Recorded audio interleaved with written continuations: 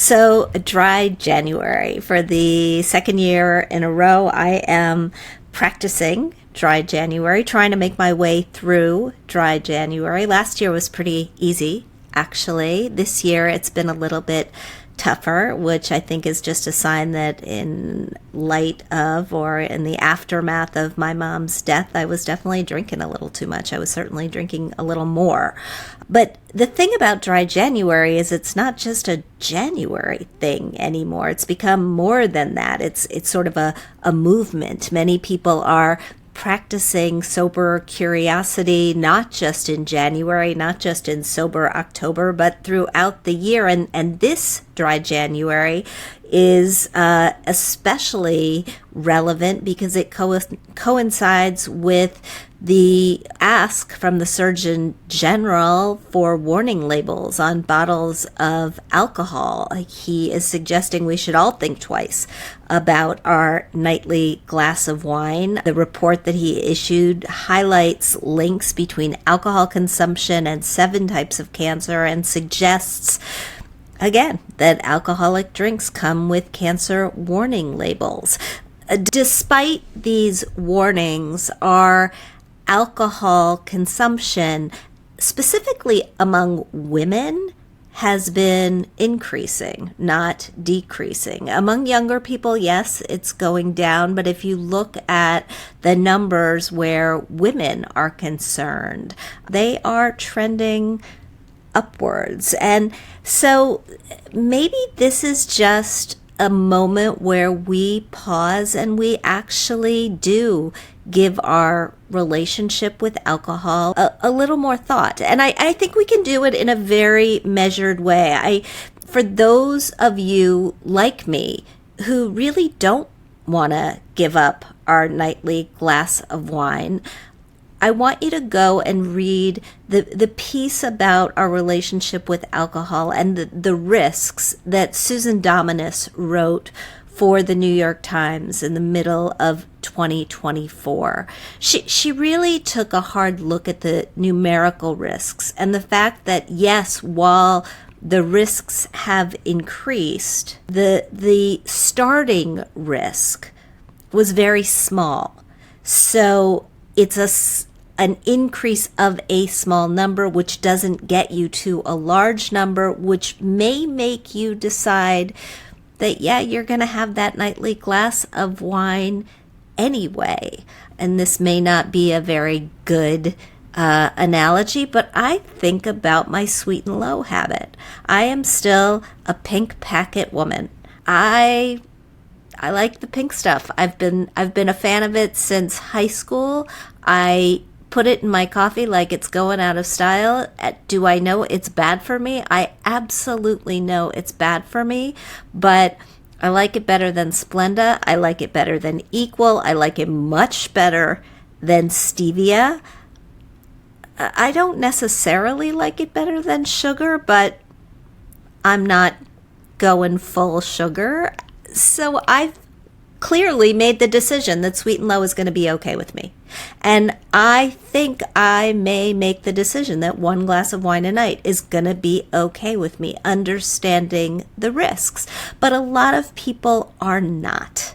A lot of people are going in the other direction, which is why I wanted to bring back this incredible episode with Laura McKowen, whose own struggles with alcohol led her to choose a different path that completely transformed her life. She's the author of the best-selling memoir, We Are the Luckiest, The Surprising Magic of a Sober Life, and Push Off From Here, 9 Essential Truths to Get You Through Sobriety and Everything Else. She is also the founder of the Luckiest Club, a global sobriety support community. It was born during the pandemic. Today they have over 55 support meetings each week, monthly dance parties, game nights, and a running group that helps members forge sober community and connection.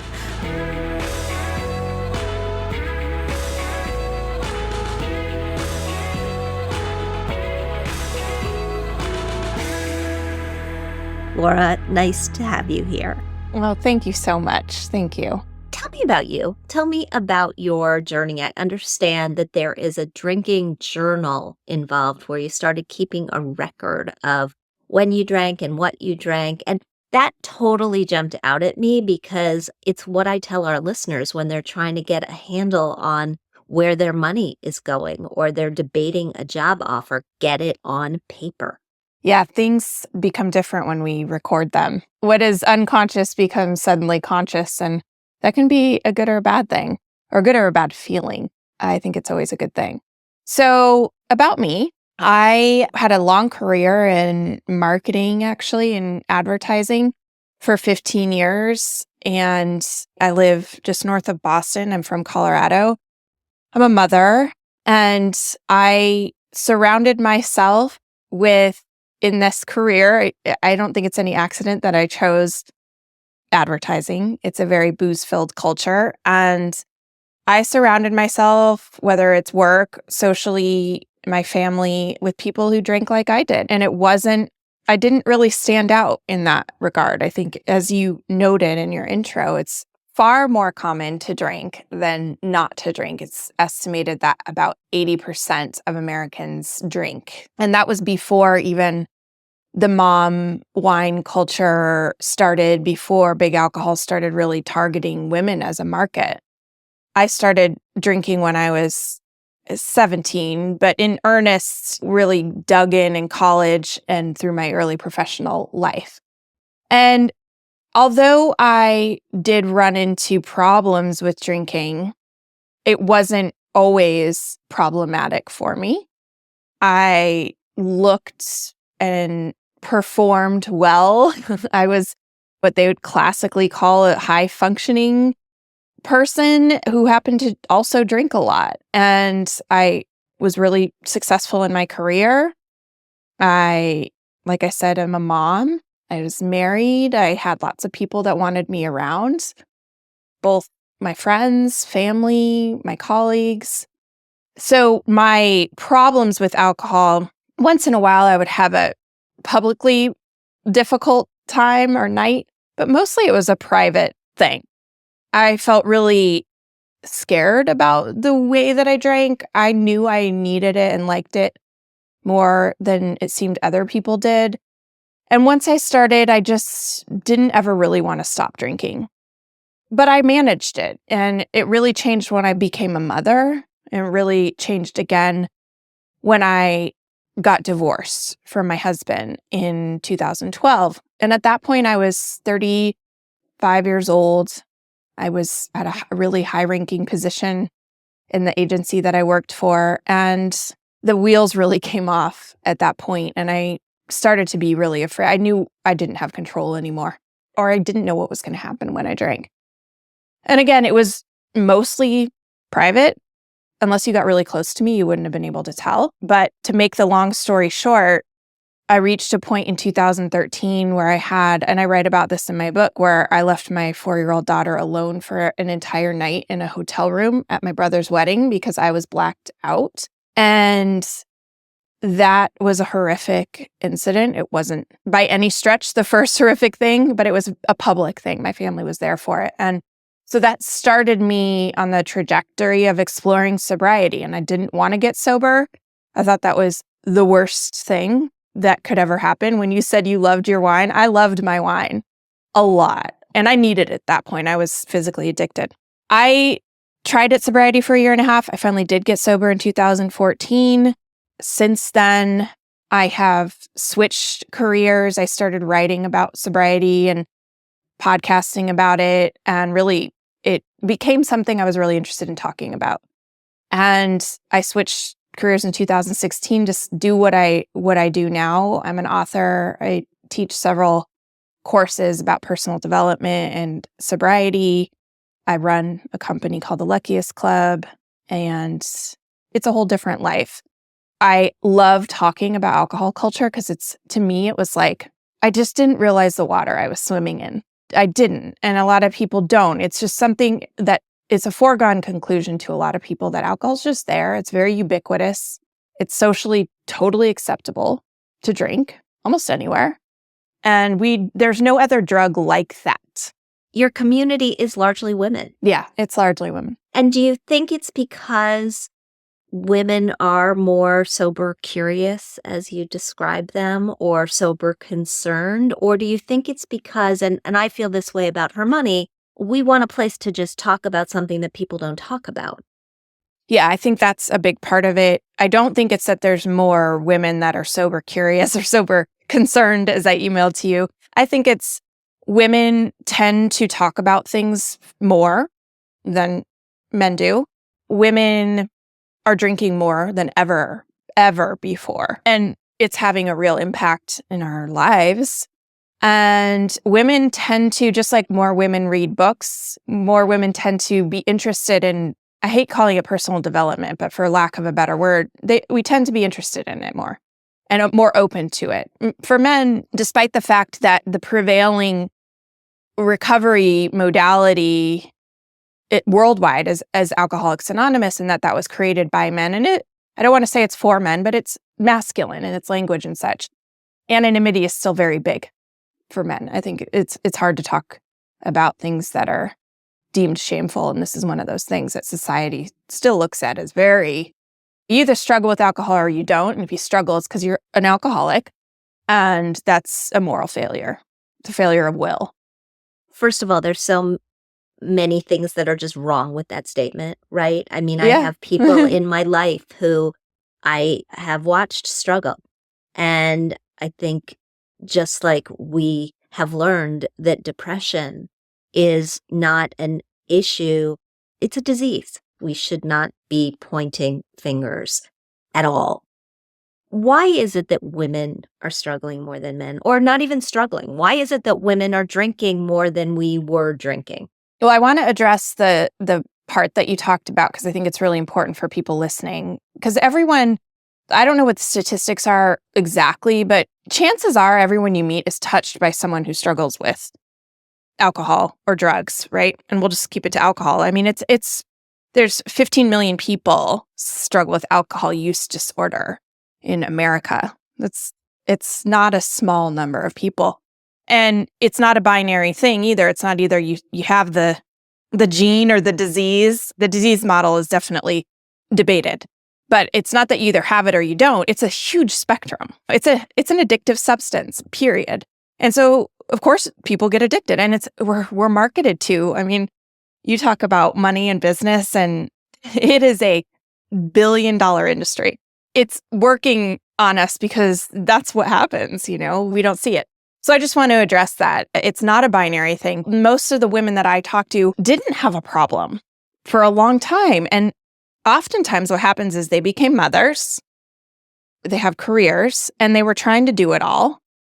And something had to hold that up in the back end. And alcohol is just there. It's marketed to us. It's put in beautiful packages. It's rosé all day. Our friends do it. Some of my biggest drinking times were when I was a young mother, when I had a young child, because it's hard. It is hard. I mean, I remember those. There were times in my life where I really didn't reach for a glass of wine every night. And then I became a mom. And I remember with my friend Diane, who lives across the street, Mondays, we would feed the kids together. We would throw them in the bathtub together. I have pictures from those times, but there was always wine involved. Yeah, and that's super common. It's totally socially acceptable now. It's not that women didn't do this before, but in my mom's age, they sat around and smoked cigarettes together. And drank beer. And drank. but the cigarettes, and there was also pills. When my grandma, who just, passed away a few years ago, she was 95, and I joke, but it's not really a joke. She was a certified sort of drug addict. She had been taking Valium for years because that's how, it was called literally Mom's Little Helper. So women have been encouraged either privately or now publicly to self-medicate, and that you deserve it. You deserve it. This is hard. And you'll get people, countless women, mothers, publicly. Kelly Clarkson's a great example because I remember hearing her say this and my jaw just dropped. It was like, how do you survive having 4 kids? And she said, wine. Yeah. And Yeah. it's like, it's a joke, but it's not a joke. That's not uncommon. People weren't aghast at her saying that. I was like, yes, me too.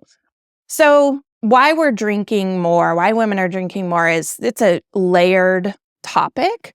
But I think a lot of it has to do with the social acceptance of using a drug that does work.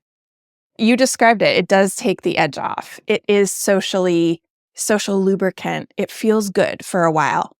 But there's also a big mythology around it. Because the reality is you feel better for about 30 minutes and then all kinds of things crash and it messes up your sleep. And so the answer to wine is usually more wine the next day or whatever. So people unwittingly fall into a habit. And I think that has a lot to do with it. I think, it's a flip side of feminism. We wanted to be able to do all the things or maybe a dark side of feminism. We wanted to be able to do all the things and we wanted to have all the things that men had. And part of that was being able to drink openly, publicly, with abandon. And there's that. Those are the two big things. And then you can't deny the ubiquity of it in our culture. It's just marketed to the tune of multiple billions of dollars every year to women. So let's talk about the dollars, because this is a personal Yeah. finance podcast, and you wrote extensively in your memoir about how your financial situation changed as your relationship to alcohol evolved. Can you talk about that? Yeah. And this is something I don't get to talk about much. So I love talking about it. I was a financial mess. By that, I mean 6-figure debt, living paycheck to paycheck, no matter how much I made, having a huge scarcity mindset about money always. I was very afraid of it. I couldn't even talk about it. It was almost more shameful than my drinking in a way. I just felt like it was a lost cause. Like I'd probably always live that way. And I just ignored it. I didn't know how to look at it. And some of that is a product of the cycle of drinking and the chaos that it creates in your life, just from a practical standpoint. I wouldn't pay bills. I didn't have my head wrapped around it. We talked about writing things down. It was a big, big day when I think it took me 2 years into sobriety to write down how much debt I actually had. I couldn't even write it down. I didn't know the number. I just knew it was big, right? So I got sober in 2014 and started to slowly piece together the practical things. I would pay my bills on time. I knew I wasn't spending money on alcohol, and I would spend hundreds of dollars on alcohol, both going out to restaurants and buying it myself. And then there was a mindset shift that has happened over the course of many years, just to not be afraid of things that I'm afraid of, and to know that really the only way to resolve something is to look at it. Yeah, I think that's so true of money. And it's at the heart of what we do in our coaching program, in our Finance Fix program. We make you look at your data. You may not want to look at your data, but until you look at your numbers, until you get in there with your numbers, you can't fix it because you don't know what it is. That's right. It's basic awareness. It's like step one, and it's terrifying. And then almost immediately there's relief when we do it. You mentioned me writing down how much I drank. I just didn't have a real concept of how much I actually drank. I thought it was a few glasses of wine a night or something like that. And it was over the course of a week, a lot more. Because my glasses were 3 glasses, and so it's just, I didn't do that to shame myself. It was just like, what is really going on here?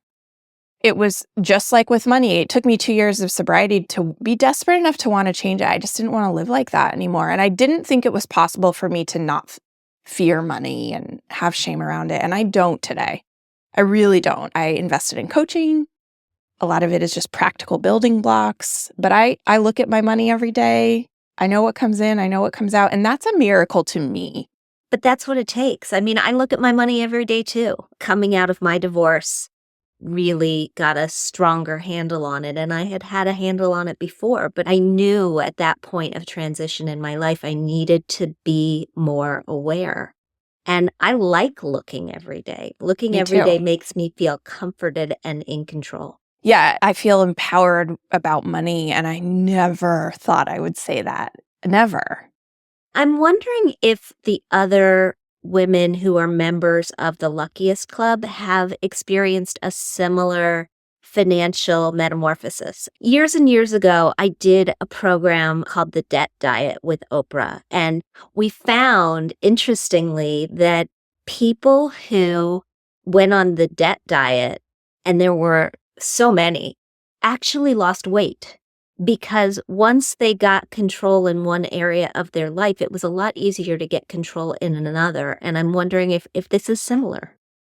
Oh, it's all connected. I don't see it as very different. A lot of the work that I have done a lot of people think they have money problems, but they don't. They have worthiness problems, they have mindset problems, they have scarcity problems, they have trauma that they haven't processed. They need to go to therapy and learn some emotional sobriety. And when those things happen, suddenly a lot of external circumstances improve because it all comes from the same place. I think there is merit to working on your money skills and your know-how, and you're learning the tactics of how money works and looking at it every day and things like that. So much of it is emotional. And when we're operating in a state of fear, what we know from evolutionary psychology and other things is when we're operating from a state of fear, we can't thrive. We're just trying to survive all the time. There are many reasons people get in debt, but a lot of it is just being in survival mode for way too long, right? And I don't mean to minimize the very real reasons why people have financial problems. A lot of times there's extraordinary circumstances, and there's a lot we can do at the individual level. You asked about, do other people go through similar metamorphoses? I mean, money is one, I would say, of the top 3 things that people struggle with when they get sober. It's their relationships, money, and I don't even know what the third would be, how we'd classify as sort of emotional sobriety. I'm talking with Laura McKowen, founder and CEO of The Luckiest Club, a sobriety support community, and author of the best-selling memoir, We Are the Luckiest, The Surprising Magic of a Sober Life. So when people get sober, they struggle with money. Why? There are a few reasons. One is people with addiction problems tend to, by the 97% of them, have experienced trauma. And what that often does is they operate in scarcity mindset. They operate in a survival mode a lot of the time, and that extends through so many areas of their life. One of them being money. So this isn't true for everybody, but it's true a lot of the time, especially for women. They've given up their power, and sometimes that power means financial power and financial autonomy, where they have outsourced that to other people in their lives, whether it's a partner or they've just given up and thought, I can't do anything about my money situation. There's also poor boundaries.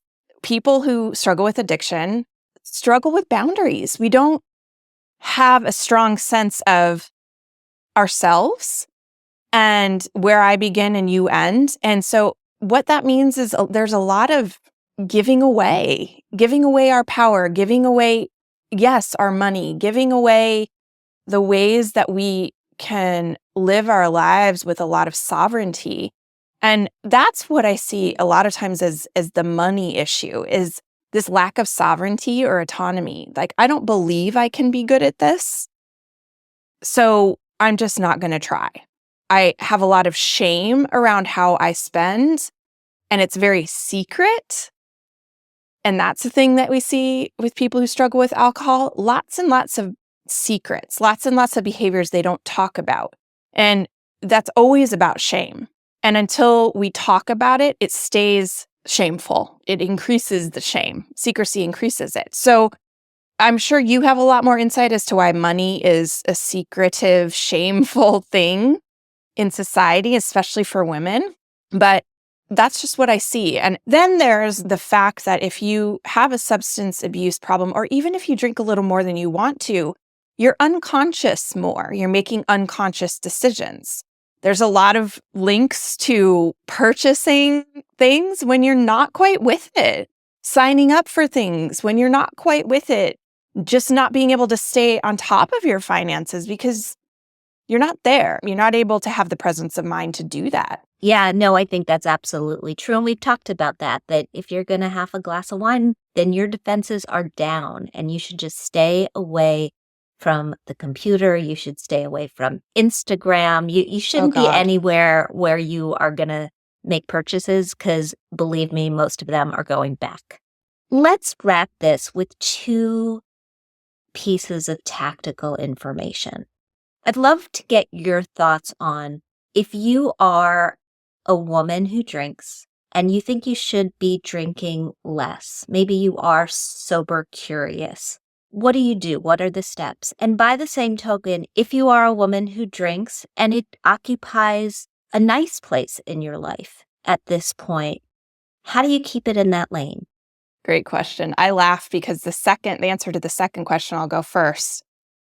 That's the big myth, is that we have quote unquote control or it's totally a choice. Because whenever you dance with an addictive substance, there is a chance that you will become addicted to it. That's what addictive substances do.